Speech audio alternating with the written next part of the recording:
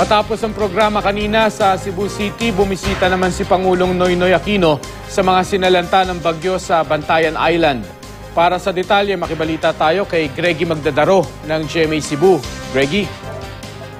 Yes, Mark, no? Pasado nga alas 12 ng tanghali nang bumisita ang Pangulong Aquino sa mga nasalanta ng bagyong Yolanda dito sa Bantayan Island.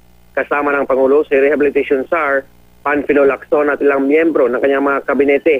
Una niyang ininspeksyon ang Bantayan Public Market na isa sa pinakanapinsala ng bagyong Yolanda. Ininspeksyon din niya ang mga idodonate na bangka ng gobyerno sa mga mangingisda. Sa ngayon, 150 boats pa lang ang natatapos habang patuloy pang ginagawa ang iba pa. Sa kanya namang speech, ipinangako ng Pangulo ng 191 million pesos na tulong para sa palengke at mga paaralan sa isla ng Bantayan.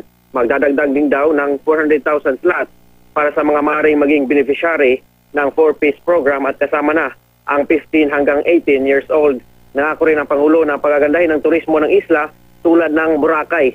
Hiling naman ng mga residente roon na dadagdagan pa ang mas maraming bangka dahil pangisda lang ang pangunahin nilang kabuhayan. Bibigyan din daw ng gobyerno ang mga magsasaka ng mga kambing at kalabaw na magamit nila sa kanilang pangkabuhayan. Hindi rin nagtagal ang Pangulo at dumiretso na ito agad patungong Samar. Yan ang latest mula dito sa Cebu. Greggy Magdadaro, Nagbabalita, Pilipinas.